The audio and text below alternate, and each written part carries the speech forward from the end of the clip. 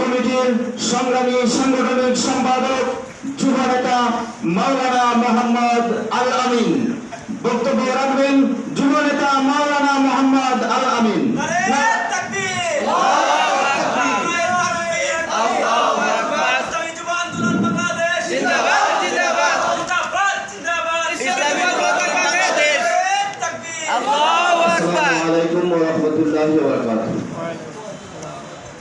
আল্লাহ পাকের দরবারে লাখ কোটি শুকরিয়া যে মহান রব্বুল আলামিন আপনাকে আমাকে আল্লাহর জমিন আল্লাহর দ্বীন প্রতিষ্ঠার স্বপ্ন নিয়ে এই প্রতিকূল আবহাওয়ার ভিতরেও একত্রে আসার এবং বসার তৌফিক দান করলেন। শরীয়ত তারপরে আলহামদুলিল্লাহ। সময় উপস্থিতি আপনারা লক্ষ্য করেছেন আজকে আমাদের মাঝে উপস্থিত আছেন ইসলামী যুব আন্দোলন বাংলাদেশ মনীষা বিভাগীয় সংগ্রামী সম্পাদক সাবেক সফল ছাত্রনেতা ইন্তেশাম বিল্লাহ আজিজি উপস্থিত আছেন। আপনাদের জেলার বিভিন্ন গণ্যমান্য ব্যক্তিত্ব বিশেষ করে হাত পাখার কান্দারিগণ সহ ইসলাম আন্দোলন ও সকল সহযোগী সংগঠনের নেতৃবৃন্দ তৃণমূলের নেতৃবৃন্দ সকলকে ইসলামী যুব আন্দোলন বাংলাদেশের পক্ষ থেকে সংগ্রামী শুভেচ্ছা অভিনন্দন। আসলে খুব লম্বা বক্তব্য নয়, স্থানীয় গ্রাম আছেন, নেতৃবৃন্দ আছেন, তারা মূল্যবান বক্তব্য রাখবেন। আমি আপনাদের কাছে কয়েকটি কথা বলতে চাই। বিপ্লবী বন্ধুগণ, স্বাধীনতার পরে আমরা এই প্রথম কি স্বৈরাচার বিরোধী আন্দোলন করেছি না আরো আন্দোলন হয়েছে? সবাই বলেন, এই স্বৈরাচার বিরোধী আন্দোলন কি প্রথম নাকি আরো হয়েছে? আরো হয়েছে কিনা? আমরা স্বাধীনতার পরে যখন নতুন নতুন স্বপ্ন নিয়ে যখন যাদেরকেই আমরা ক্ষমতায় বসিয়েছি তারা প্রত্যেকেই আমাদের কাছে এক একজন শাসক নয় বরং শোষকের খাতায় নাম লিখিয়েছে। তারা প্রত্যেকেই তারা নিজেদের আখের গুছাবার জন্য তার নিজেদের আখের এমন ভাবে গুছিয়েছে আঙ্গুল ফুলে কলা গাছ নয়, এক একজন আঙ্গুল ফুলে তাল গাছ হয়েছে। দুর্নীতি টাকা দিয়ে যদি এই দেশের ভিতরে রাখতো তাও এই দেশে পরিণতি কর কারখানায় দেশে কিছু হইতো, কিন্তু এরা প্রত্যেকেই এই দেশের টাকা বিদেশ পাচার করে, বিদেশে বেতন পাড়া সহ বিদেশে অট্টালিকা তৈরি করেছে, আমাদের দেশকে তলাবিহীন জড়িতে পরিণত করেছে। কথা ঠিক না? প্রিয় বন্ধু, আফসোস করে বলতে হয় এখনো আফগানিস্তানের নাম শুনলে অনেক সাংবাদিকের বন্ধু সোশ্যাল যারা আছেন তাদের মাথা গরম হয়ে যায়। অথচ আফগানিস্তান পৃথিবীর এমন একটি রাষ্ট্র যারা মুখ খুলে বলতে পারে তাদের বৈদেশিক 1 টাকা ঋণ নাই। আর আমরা বাংলাদেশ লক্ষ লক্ষ কোটি টাকা, একজন সন্তান জন্ম হওয়ার আগে লক্ষাধিক টাকা ঋণ হয়ে জন্মগ্রহণ করে। অতএব প্রিয় বন্ধু, আমি আপনাদেরকে আজকে প্রশ্ন রেখেছিলাম যে আমরা স্বৈরাচার বিরোধী আন্দোলন প্রথম করি না আরো করেছি। কথা ঠিক না? আমি আপনাদেরকে জিজ্ঞাসা করতে চাই, এইরকম কি স্বৈরাচার বিরোধী আন্দোলন চলতেই থাকবে না এর সমাধান হওয়া দরকার? সমাধান হওয়া দরকার কিনা?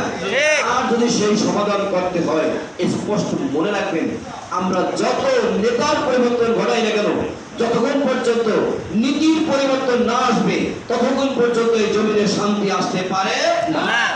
সুতরাং এই শান্তি আনয়নের জন্য একমাত্র অবস্থান নীতির পরিবর্তন। কিসের পরিবর্তন? কিসের পরিবর্তন? আর এই দুনিয়ার কোন তন্ত্র মন্ত্র, কোন নীতি, কোন আদর্শ এই দেশের শান্তি এবং এই দেশের মুক্তি দিতে পারে না। আমরা সিদ্ধান্ত নিয়েছি আগামী বাংলাদেশ যদি আমরা ইসলামিক নীতি এবং আদর্শ প্রতিষ্ঠা করতে পারি তাহলেই কেবল দেশের মানুষ শান্তি এবং মুক্তি পেতে পারে। কথা ঠিক না বন্ধুগণ? কথা ঠিক না বন্ধুগণ?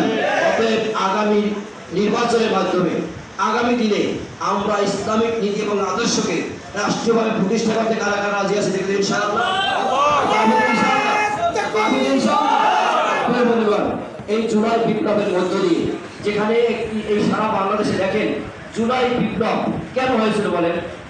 জুলাই চেতনা কি বলেন? জুলাই চেতনা বলতে আমরা স্বৈরাচার বিরোধী আন্দোলন বুঝি। কথা ঠিক না ভাই? যারা এই দেশকে ভারতের কাছে বিক্রি করেছিল তাদের বিরুদ্ধে আন্দোলন করাকে বুঝি। যারা এই দেশের মানুষকে পিষে মেরেছিল, হত্যা করেছে, নির্যাতন করেছে, ঘুম ঘুম আয়নাঘর তৈরি করেছে তাদের বিরুদ্ধে সংগ্রাম আন্দোলনকে বুঝি।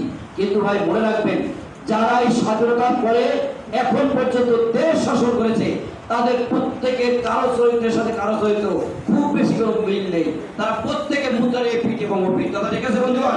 অতএব আমরা এই জুলাই বিপ্লবের পরে ওই পুরানো বউকে নতুন ভাবে সাজিয়ে যদি আবার রাষ্ট্রীয় ক্ষমতায় বসাই তাহলে দেশের মানুষ আবারও সেই ফ্যাসিস্টের যাত্রা করে লিপ্ত হবে, আমারও ধ্বংস হবে, এদেশের মানুষ আর শান্তি পাবে না। কথা ঠিক আছে বন্ধুগণ? অতএব আমরা আপনাদের প্রশ্ন রাখতে চাই, যারা নতুন ভাবে ক্ষমতায় আসার স্বপ্ন দেখতেছেন, তারা এই নয় বিগত দিনে কি করেছে সেটা তো আমাদের কাছে ক্লিয়ার, কি কথা ঠিক না? বিগত দিনে তারা যখন ক্ষমতায় ছিল, প্রত্যেকেই ফেরুয়া প্রার্থী ছিল, কেউ জনগণের কাছে পাশ করতে পারে নাই, কমিটমেন্ট রক্ষা করতে পারে নাই। আমরা বুঝতাম যে তারা ভালো হয়ে গেছে, এখন আর সেই পথে পা বাড়াবে না, সামনে ক্ষমতা আসলে খুব ভালো কাজ করবে। আপনাদের কাছে প্রশ্ন করি, এই 9 মাসের পরীক্ষায় কি তারা উত্তীর্ণ হয়েছে না ফেল করেছে? উত্তীর্ণ হয়েছে না ফেল করেছে? এমন ভাবে ফেল করেছে যে চাহিদাকেও হার মানিয়েছে সেই হত্যাকাণ্ড, কথা ঠিক না? চাঁদা না দেওয়ার অপরাধে আমাদের ভাইকে যেভাবে পাথর মেরে হত্যা করা হয়েছে, সারা বাংলাদেশে যেভাবে খুনের রাজত্ব কায়েম করা হয়েছে, ধর্ষণের রাজত্ব কায়েম হয়েছে, জুলুম, এই যে জুলাই বিপ্লব পরবর্তী নতুন বাংলাদেশের মানুষ আজ স্বস্তিতে নাই, আজ শান্তিতে নাই। ওই একটি দলের চাঁদাবাজির কারণে, নির্মমতার কারণে, হত্যাকাণ্ডের কারণে এদেশের মানুষ আমার অতিষ্ঠ হয়ে গেছে। কথা ঠিক কেমন? অতএব আমরা আর নতুন ভাবে তাদের জায়গায় পাশার খেতে চাই না, পুরনো বউকে নতুন ভাবে সাজিয়ে বসাতে চাই না। আমরা এবারে বাংলাদেশকে ইসলামের বাংলা দেখতে চাই ইনশাআল্লাহ। অতএব আগামী বাংলাদেশে এবার যে সম্ভাবনা তৈরি হয়েছে, আপনারা ইতিপূর্বে লক্ষ্য করেছেন, আমরা এই প্রথম এদেশের সকল ইসলামিক গণনার সংগঠন ঐক্যবদ্ধভাবে পথ চলা শুরু হয়েছে। এটা আমাদের জন্য অবশ্যই ভালো সংবাদ, কি কথা ঠিক না? অতএব আমি এখানে আজকে আহ্বান করতে চাই, এই সুন্দর সুযোগেও যারা আবার আমাদেরকে বোকা বুঝিয়ে, পিছনের গোবর বুঝিয়ে, বিভিন্নভাবে ভুল বুঝিয়ে ওই দুই দলের কোন দলের দালালি করতে আবারও যারা লিপ্ত হবে, এদেশের তৌহিদি জনতা, এদেশের জনগণ তাদেরকে আবার প্রত্যাখ্যান করবে। কথা ঠিক আছে বন্ধুগণ? আমরা দেখতে পাচ্ছি ইতিপূর্বেই 2 কোটি 2 একটি সংগঠন তাদের সাথে আবার লেজুর বৃদ্ধি শুরু করেছে।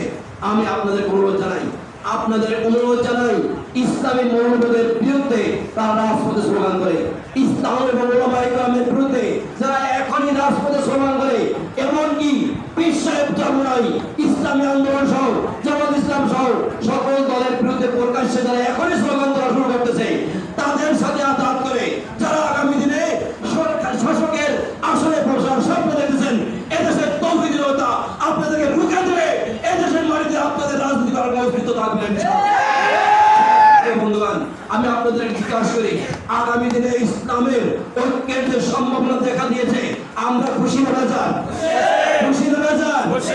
কিন্তু ভারত খুশি নয়, খুশি নাকি বলেন? ওয়াশিংটন খুশি নয়, দিল্লি, পিন্ডি, প্রদেশ, এই দেশের ওলামায়ে কেরাম ঐক্যবদ্ধভাবে রাষ্ট্রীয় ক্ষমতা আসুক, তারা খুশি নয়। এবং তাদের সাথে সুর মিলে আমাদের ওই দলের মহাসচিব বলেছেন, ডানপন্থার উত্থান হয়েছে, ইসলাম পন্থার উত্থান হয়েছে, তাদের মাথা খারাপ হয়ে গেছে, পেটে ব্যথা শুরু হয়ে গেছে। তাদেরকে জানিয়ে দিতে চাই, এটা তো সূচনা মাত্র, এখন পর্যন্ত জোট বা মহাজোট কোনো কিছু ঘোষণাই তো হয়নি। হয়েছে নাকি বলেন? হয়েছে নাকি? এত তাড়াতাড়ি যদি মাথা খারাপ হয়ে যায়, তাহলে ভবিষ্যতে কি করবেন? আমরা আপনাদেরকে নিশ্চয়তা দিচ্ছি, জাতিকে নিশ্চয়তা দিচ্ছি, আগামী দিনে ইনশাআল্লাহ ইসলাম ওলামায়ে কেরাম একটি বাক্স নিয়ে মানুষের কাছে যাবে। মানুষ যে কথা বলতো, ওলামায়ে কেরাম এবং ইসলাম হুজুররা, ওলামায়ে কেরামরা মিল্লা যদি আমাদের কাছে আসতো, আমরা তাদেরকে বসাইতাম। বলতে কি বলতো না বলেন? বলতে কি বলতো না? দেশের জনগণকেও আমরা ইনশাআল্লাহ সেই সুযোগ এবার ইনশাআল্লাহ করে দেবো। আমরা আপনাদের কাছে প্রতিজ্ঞাবদ্ধ নিতে চাই, প্রতিশ্রুতি নিতে চাই, আগামী দিনে যদি ইসলাম ঐক্যবদ্ধভাবে মাঠে নামে, আমরা আমাদের সময়, আমাদের শ্রম, আমাদের ঘাম, আমাদের অর্থ সব কিছু দিয়ে ইসলামকে বিজয়ী করার জন্য মাঠে সর্বোচ্চ পরিশ্রম করতে তারা রাজি আছে ইনশাআল্লাহ। সকল তন্ত্র মন্ত্র, সকল মতাদর্শ সবকিছু মুছে নিয়ে আগামী বাংলাদেশে পার্লামেন্টে ইসলাম প্রতিষ্ঠা করতে চাই। আর যদি সেটা পারি, তাহলে আর কোন চাঁদাবাজের বিরুদ্ধে, কোন নৈরাজ্যের বিরুদ্ধে, কোন দুর্নীতির বিরুদ্ধে, কোন ফ্যাসিস্টের বিরুদ্ধে, কোন স্বৈরাচারের বিরুদ্ধে আর যুদ্ধ করতে হবে না। এদেশে মানুষ শান্তি পাবে, সুশৃঙ্খল সমাজ ব্যবস্থা পাবে ইনশাআল্লাহ। পাশাপাশি প্রিয় বন্ধু, আজকে যুব আন্দোলনের নবম প্রতিষ্ঠাবার্ষিকী সমাবেশ, এই নবম প্রতিষ্ঠাবার্ষিকী দাঁড়িয়ে বলতে চাই, এই দেশে যারাই যত যুব সংগঠন করুক না কেন, ইনশাআল্লাহ আমরা বুকে হাত দিয়ে বলতে পারি আমাদের টেকনাফ থেকে তেতুলিয়া, রূপসাসের থেকে পাতুরিয়া, আমাদের সেন্ট্রাল থেকে ওয়ার্ড পর্যায় পর্যন্ত কোনো একজন দায়িত্বশীলের মুখ থেকে মাদকের কোনো জ্ঞান নাই। সত্য কিনা ধরে বলেন? সত্য কিনা ধরে বলেন? আমাদের কোনো একজন দায়িত্বশীল কোনো প্রকার চাঁদাবাজি, টেন্ডারবাজি, দুর্নীতি, রাহাজারি, অন্যায় জুলুমের সাথে লিপ্ত নাই। কি কথা ঠিক কিনা বন্ধু? আমরা আশ্বস্ত করে বলতে পারি আমাদের এই প্ল্যাটফর্মে যারা এসেছে, যারা কোনোদিন নামাজ পড়তো না, আজকে এই সংগঠন আসার কারণে তারা এখন ইমামতি করার যোগ্যতা অর্জন করেছে। কথা ঠিক কিনা বন্ধুরা? যারা কোনোদিন যারা মাদক নিয়ে পড়ে থাকতো, তারা আজকে মাদকের বিরুদ্ধে স্লোগান তুলছে, মানুষদেরকে বোঝাচ্ছে। অতএব এই কথা, এই মেসেজ সমাজের মানুষের কাছে পৌঁছে দিবেন, মানুষদেরকে আহ্বান করবেন যে এটা সত্যের পথ, এটা আলোর পথ, এটা ইসলামের পথ। এই পথে আসলে আমরা আগামী সুন্দর একটি ভবিষ্যৎ, আমাদের নিজেদের দুনিয়া শান্তি এবং আখিরাতের মুক্তির একটা পথ খুঁজে পাবো। আপনাদের সবাইকে এই পথের আহ্বান জানিয়ে আজকের মতো বিদায় নিচ্ছি। সবাইকে ধন্যবাদ। আসসালামু আলাইকুম ওয়া রাহমাতুল্লাহি ওয়া বারাকাতুহু।